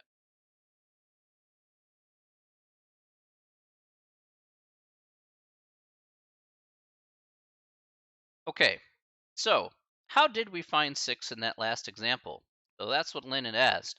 Well, the way we found 6 is actually uh, doing one of two strategies to find limits. And that's what the next question here actually acknowledges. How do we evaluate limits? Okay, so how do we evaluate limits? Now we're going to have two types of limits here that we want to go ahead and address. The first type is the determinant limits. This is what we want to go to first. Basically, to do determinant limits, you just plug and chug to see what the limit is. Essentially, plug in the number, see what you get, and then that's going to be your limit. Okay? So meaning to say, in this last example here, the limit as x approaches 5 of, say, let's say just x plus 1, just by itself, x plus 1. All I'm going to do is just plug in 5. That's all I'm going to do. That's going to be 5 plus 1. And then that's how I get 6. That's exactly what I do. I'm hoping that my limit here is exactly going to be a determinant limit. Remember, not every function is going to have a determinant limit, which is what the second case I'll talk about here in just a moment. But this would be an example of a determinant limit. We get a direct answer here, and we're good to go. Okay? So that's the most ideal case because it's the easiest thing to find. All right, you don't have to really worry about it. You're like, oh, plop in the number, get something back, great. That can happen. All right, but what happens if we don't get that to happen? What happens if it's like our previous example here where we have 1 over x minus 2? If you plug in minus 2 into that limit, if you plug in 2 directly into 1 over x minus 2, the problem is that at 2, it would be like 1 divided by 0. And you can't divide by 0. That's not possible. You could try it on the calculator, right? It's going to give you an error message, right? So that means that essentially tried plopping the number, didn't work out in our favor. That kind of sucks. So that would be what we call an indeterminate limit. Okay? So again, limits where we enter in the number, get 0 for our denominator, or the answer is undefined in some way. Okay, so um, it could be square roots where we take a square root of a negative number. That would be a limit that is undefined. Okay, so again, 0 in our denominator. That's where, again, going to be undefined. Something akin to that. If we run into that situation, we're going to need to change gears and really think of different ways to go ahead and find the limit. Okay, now, oh, I forgot to add that here. Okay, so there are several ways for us to go ahead and tackle these kind of problems. All right, so what's the trick here? The trick here is in several cases you can try to factor and cancel terms out. There's other ways here you can rationalize the denominator. We're going to look at several of these examples here because there's several different looks to these particular type of problems here. Okay, um, rationalize denominator or look at the graph. Look at the graph or write out a table. So you could write out a table like we did before in 1 over x minus 2, like we have the 1.9 and stuff. You can always rationalize the denominator, see maybe that works with like maybe there's square roots in the denominator. We can go ahead and rationalize and cancel stuff out. Factoring is another way. We could look at the graph here. That's perfectly fine. Nothing wrong with looking at the graph and seeing what the limit could be. So there are several different ways to go ahead and attack these problems here. Now let's go ahead and take a look at them because we need to look at what I would like to do here specifically is to look at a lot of different types of problems here. And I want to see exactly how this will work out for us. So, all right.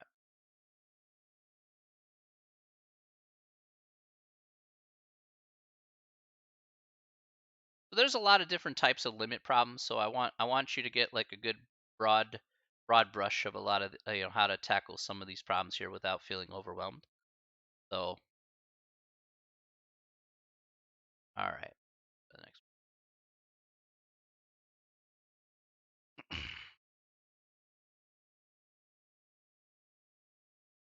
Oh, oops. Okay. So let's take a good look here at some of these problems. All right. Uh, wait. For some reason, I thought I missed that. Okay. All right. All right. So some of these problems here are pretty simple to do. So, for example, here, let's look at number 33. Okay, so let's look at 33 here right off the bat.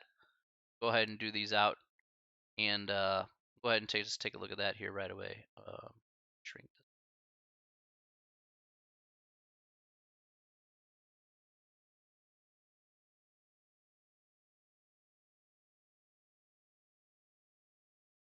All right, so the limit as x approaches 2, 2x plus 1, and x plus 2. Okay. All right, now all I'm going to do here first is just go ahead and plop in 2 in for x, and then hopefully we get a number back.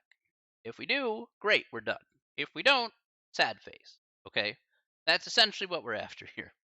Yes, just sad face. We'll have to do more if we don't get a number here to work out. So that's how I've done each one of these problems forever. Is like, all right, happy if I get a real number to work out. Sad face if I get a zero denominator or other things. So I want to avoid that as much as possible, as much as probably you do. All right. So here we get 5, and here we get 4. So 5/4. This works out perfectly. No problemo. Easy peasy lemon squeezy. Okay. Easy stuff. Easy time. Life. Okay. Questions about that so far? You can see that they get the determinant limit. It's just Sir Ploppington numbers. And it's just like, okay, I don't have to do a lot. I'd be like, cool, man. I totally agree. Now, we're gonna skip a bit here because you're like, wow, a lot of these problems are pretty much Sir Ploppington numbers, okay? Doesn't require a whole lot of effort to do. But what I'm gonna do now is I'm now gonna expand some of these numbers here, and we're gonna look at some more examples that will be a little bit more difficult. Okay, so I'm gonna have to move this over to the side.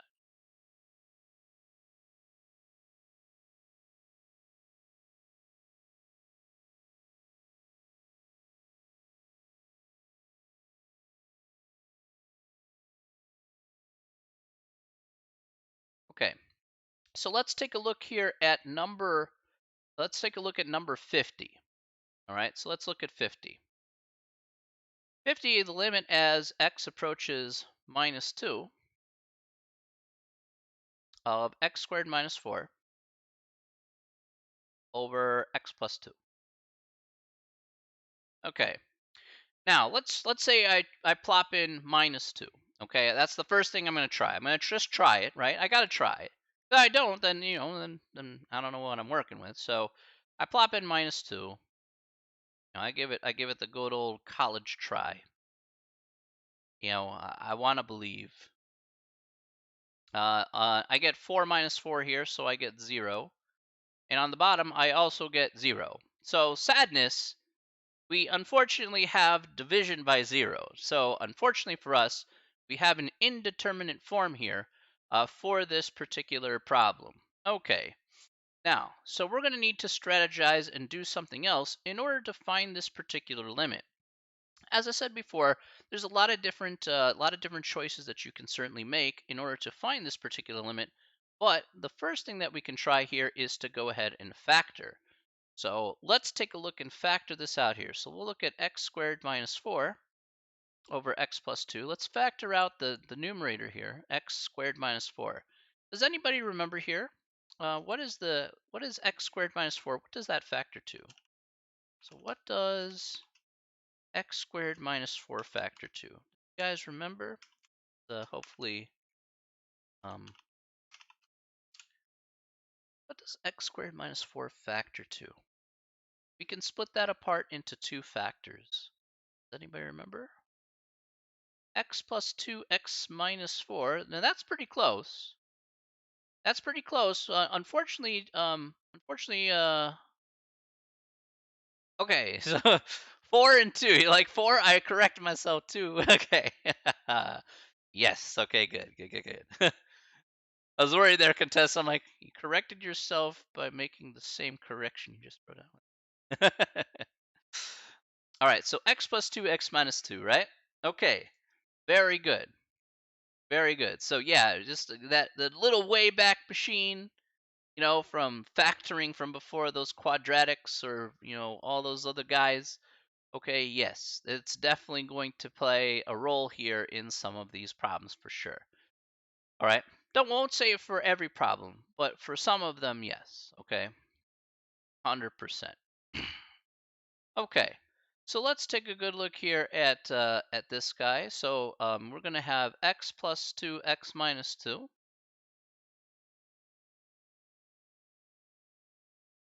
And that's going to be over x plus 2. Now that we have that properly put in, as you can see here, we can cancel stuff out. We have an x plus 2 on the bottom, x plus 2 on the top that we can certainly wipe away. Okay, now that we got that, all we're left with is x minus 2. So if we take the limit here, this is going to be, again, the limit as x approaches minus 2 of x minus 2. Now we can play Sir Ploppington again, and we could be like, okay, and we'll plop in the numbers here, minus 2, minus 2. So here we get negative 4 as our answer. So our limit here will be minus 4 after doing just a little bit of factoring work and a little bit of cancellation. That's about it for that one.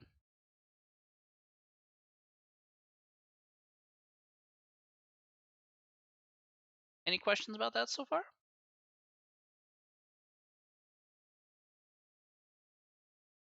No? Okay. Now there's a couple of tougher ones in here for sure. So let's take a look at some of those tougher ones that I think would be, how can we approach some of the tougher ones here that may require a little bit more work than just factoring. Okay. One that's not so intuitive here that I see here on this page specifically is going to be, say, like 54, 55, 56. Those three problems, they're not completely intuitive about how you approach those. So let's take a look at those here.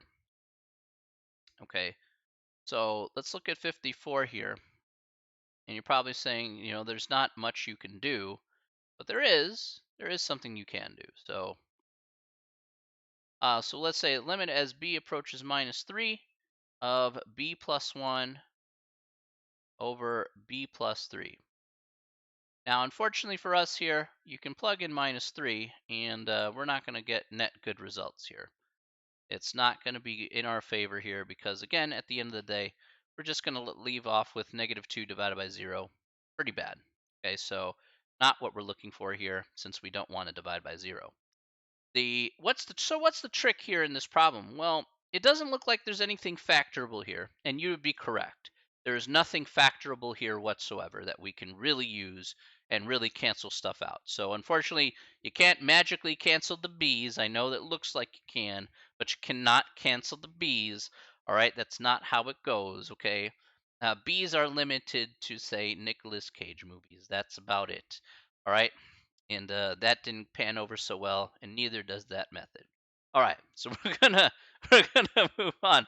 Unfortunate. That's right. Bees. Do we graph it then? Yes, that is correct, Chip. Absolutely, we want to go ahead and graph it. Right. So we're gonna use our calculator for this one here. That's really a trick for this one, is to use the calculator to graph. Okay. So we're going to graph it, and we're going to see exactly what that is. And if we're not sure about after the graph, by the way, so one thing I do want to say is if you're not sure about after we graph this function here, take a look at the table around minus 3, just like we did in the previous example there with the 2, like 1.9, 1.99. We do the same thing here for this number from negative 3. And we could take a look at the table and say, okay, well, what number is it going towards, in and around 3? So if you can't see that based on the graph, that's perfectly cool. We have other alternatives to help us see what that value is going to approach at the end of the day. So let's take a good look here at our calculator. And I'm going to go ahead and move this over here. We're going to go ahead back to our y equals guy. In parentheses here, we're going to put x plus 1. Close those parentheses. In here, we're going to have x plus 3. Close those parentheses like so. All right. Okay.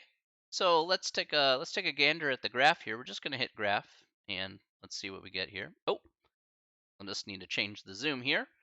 So we're going to change the zoom. I'm going to go to zoom fit. If zoom fit works. Okay. So zoom fit does kind of work there. Um uh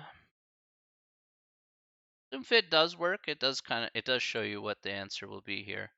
If you want a slightly better graph than that, just to kind of let you know, you can hit zoom, and if you want like a full reset, you can go to number 6, which is zoom standard. So if you want like a full reset of the graph, you can go to number 6, zoom standard, if zoom fit is not really driving all that well. So yeah, see, it's a little bit bigger, better graph there. Zoom fit is good for a lot of cases where you get pretty large numbers because then the graph will move around. But maybe you want a bigger, big picture macro perspective, then zoom standard will just kind of reset all the values back. Okay, but we can clearly see what this answer is going to be here, around -3. So let's take a look here. So we see what the graph is. So based on what you see here, what is the answer to this question? What is the limit as x approaches b approaches -3 then of this function? What do you guys think? Elizabeth says does not exist. Okay.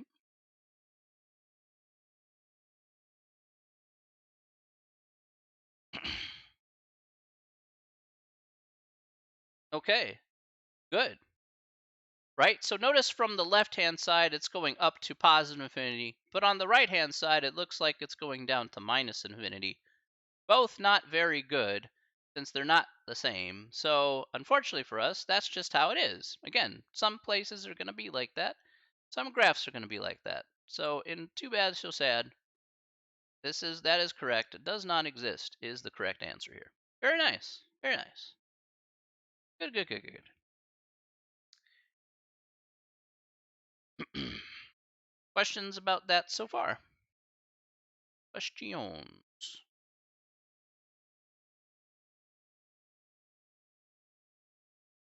Hopefully that's pretty simple.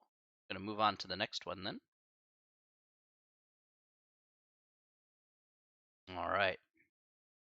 You guys are doing really well today. I totally forgot to take a break here today, so I do apologize. I guess time kind of overran, and I do apologize. Next time, tomorrow I promise we'll take a break. It was not intended. Trust me. I should have taken a break there because I know you guys had asked. So apologies about that. Please forgive me. Um, I just think one thing kind of led to another. Spent a lot of time on the calculator stuff. So um. All right. Next one here that I want to do is this one. Let's do this as 60. Uh,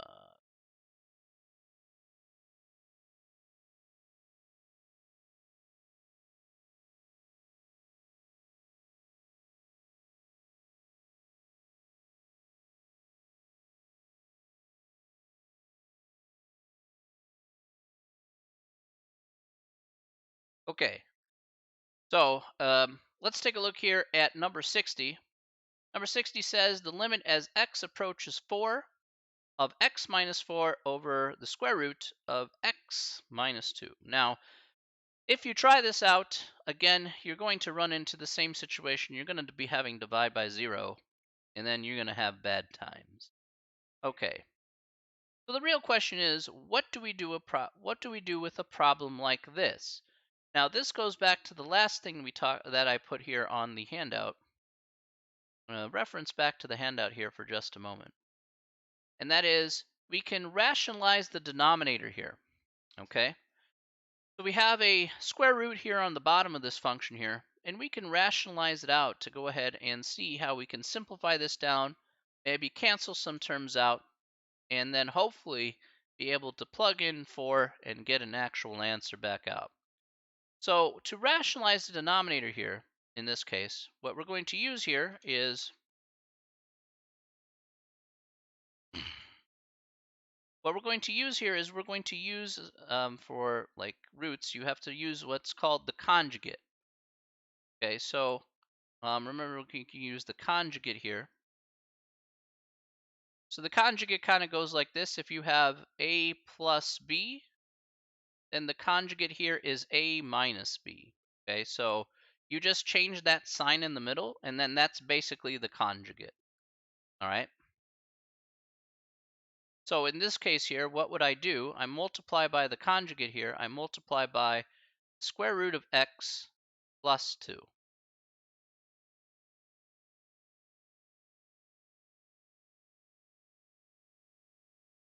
Okay. So that's how we're going to go ahead and simplify stuff down. I'll go ahead and expand this to the big screen here. A little carefully.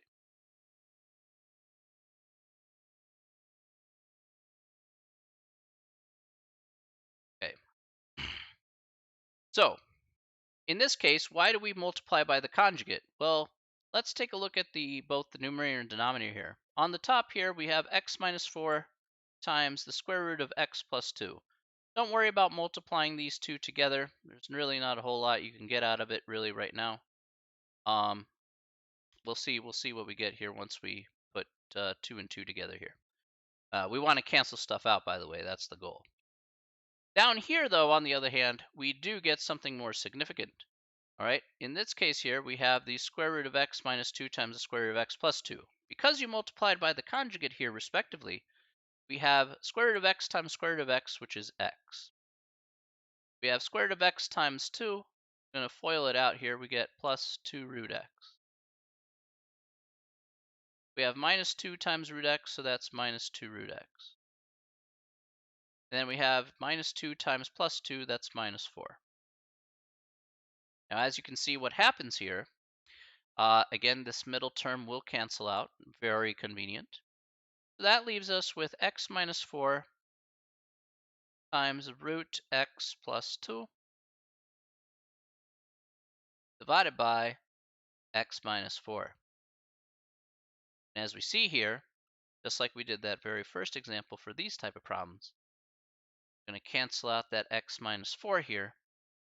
That leaves us with square root of x plus 2, and now we can plop in 4 in for that.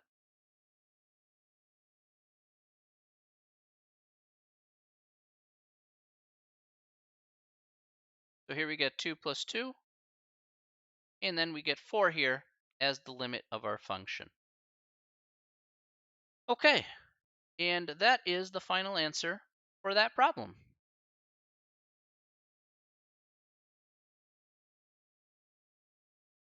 All right, questions about that problem there. That was the last one I wanted to show you here for today. I hope this makes a whole lot more sense now that we kind of done this process here appropriately.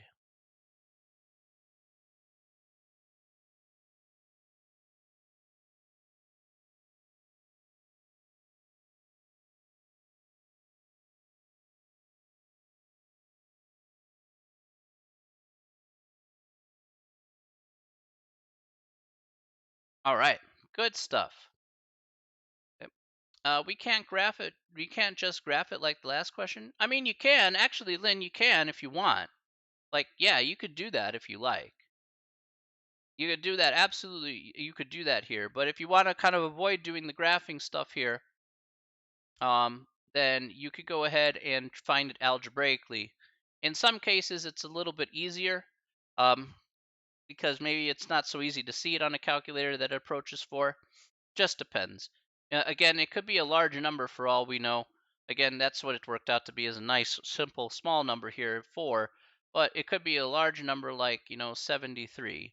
And then it may not be so easy to see on a calculator necessarily, and you'll still have to do a little bit of work just to see it that way.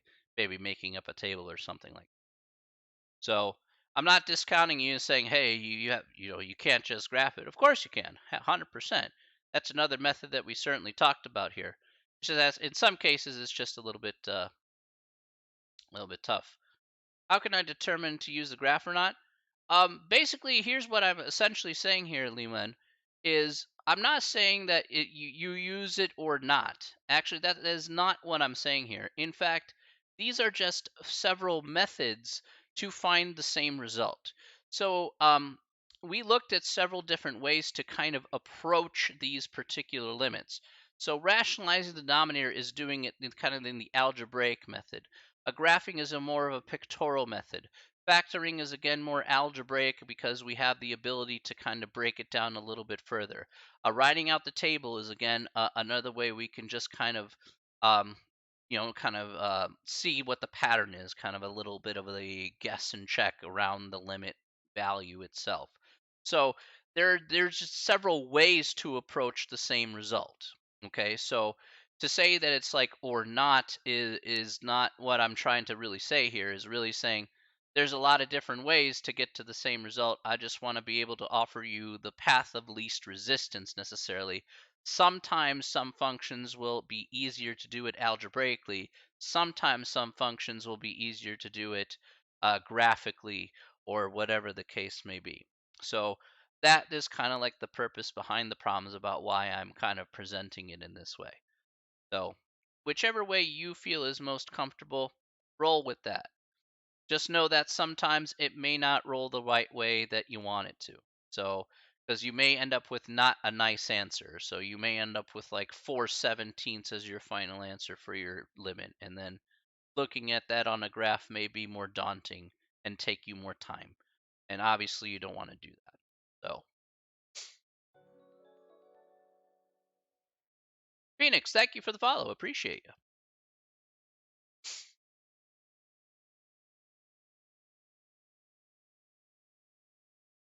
Any other questions? Any other questions here for today?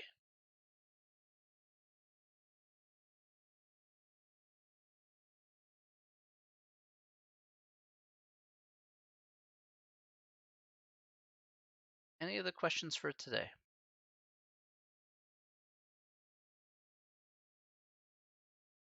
No.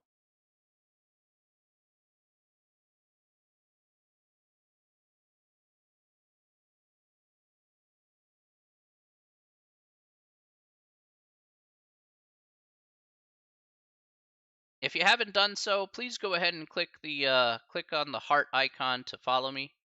Um, if you haven't done so already, that way you get the push notification about when I come online. So if you haven't done so, go ahead and click on that heart icon there. Um, that'll have you follow me. Get you get push notifications for that. It's easy to follow me, then you know when I'm online. Um, okay, now that's where we're going to leave off here for today. Next time, we're going to go over infinite limits and how to evaluate infinite limits. So we're going to talk a lot more about limits here. That'll be the last part here of this section here for section 2.4. And then we're going to get into discussing more about limits, but we're going to get a little bit more in depth here regarding one-sided limits and whatnot. We actually have talked about one-sided limits, and we'll talk more about continuous functions and the intermediate value theorem. So we'll get 2.5 done. We'll hopefully get into 2.6 here as well. We'll see what happens when we get there. But again, I'm just going by the pace that we're going at. So again, I don't want it to be super overwhelming. At times we'll go fast. At times we'll go slow. Today is a nice little slow lesson, getting used to like the calculator and whatnot. So hopefully you had a good time, at least kind of getting used to the technology aspect and kind of being able to play around with it just a little bit. So uh, again, at any time, just feel free to ask me a question regarding that. I liked it today. I like today because a lot of you ask questions. I highly encourage you to ask me questions if you're not sure about something. So, I know things are a little quiet for the first couple of days, but really encourage you guys asking questions and kind of getting to know how things work and everything like that. So, I want you to be as comfortable as possible. I want you to be as I want you to be as less anxious as possible. Trust me. I know there's a lot, a lot we're doing here in the course, but let's try and make it as easy as possible for everyone involved. So hydrate, of course. Thank you, Limit. Appreciate you. Um. Uh. All right. Very good. Nice job, everybody here today. I'm really, really happy about progress here today. I think. I think. I'm really glad that everybody was able to follow the instructions, and we were able to do a whole lot of good stuff here, Dave. Learning about limits and whatnot. Like I said, this is the precursor to doing derivatives. So once we get through this, we'll get through some applications. We'll be able to bing, bang, boom, or we'll get right into the meat and potatoes of this calculus course here near the end of chapter 2. All right. All right. Absolutely fantastic job here. All right. Great work, everyone. I want to thank everybody here for coming on here to the stream once again. Thank you so, so very much. All right. I love you all. All of you are what makes this great, okay? I hope everyone has a very wonderful night. And as always, everybody, stay safe, stay healthy, but most importantly, stay sane. All right? Have yourself a wonderful day, wonderful night. We'll see you tomorrow, same time here, 6 o'clock, right here on Twitch. Take care, everybody. Take care, everybody, and we'll talk again soon. All right. We'll see you later, everybody. Have a good one. Contact me on Discord or email if you need to. All right. All right, everybody. See you later. Bye.